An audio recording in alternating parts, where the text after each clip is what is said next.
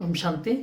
आज हम सफलता को प्राप्त करने के लिए ऐसी 3 बातें सुना रहे हैं जो किसी भी क्षेत्र में अगर हमें सफलता प्राप्त करनी है तो ये तीनों बातें हमें अपनानी होगी।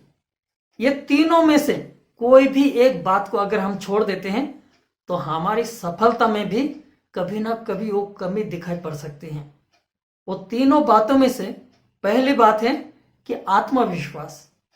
आत्मविश्वास माना स्वयं पर फेथ हो, जो हम प्राप्त करना चाहते हैं उस पर मेरा फेथ हो, चाहे बिजनेस के क्षेत्र में हो, बिजनेस में वृद्धि करने में, चाहे पढ़ाई में कोई ऊंची डिग्री प्राप्त करने में, चाहे कोई खेल कूद में, चाहे कोई नौकरी प्राप्त करने के लिए, किसी भी क्षेत्र में जो हम प्राप्त करना चाहते हैं पहले स्वयं पर फेथ हो कि मैं ये कर पाऊंगा या कर पाऊंगी, या मैं ये बन पाऊंगा या मैं बन पाऊंगी।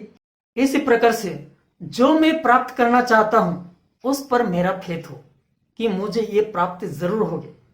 अगर उस प्राप्ति करने में अगर आपकी फेथ है तो आपको मेहनत करने में मेहनत नहीं लगेगी।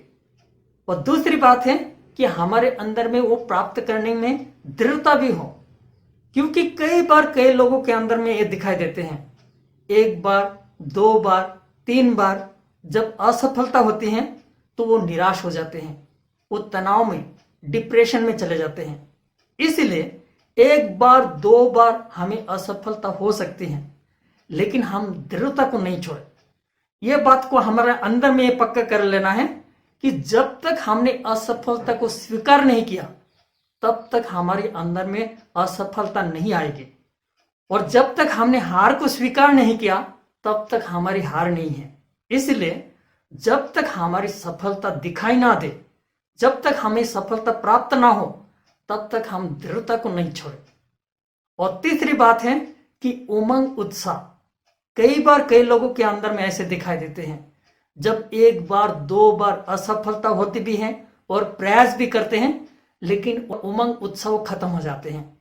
अगर हमारे अंदर में उमंग उत्साह है तो दृढ़ता भी रहेगी, दृढ़ता को हम छोड़ नहीं पाएंगे।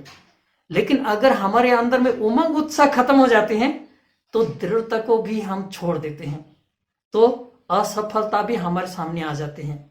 इसलिए ये जो हमने 3 बातें सुनाई, इन तीनों बातों को हमें अपनानी होगी। जो पहली बात हमने सुनाई कि हमारे अंदर में फेथ हो, और दूसरी बात है कि हमारे अंदर में दृढ़ता हो, और तीसरी बात है कि हमारे अंदर में उमंग उत्साह हो।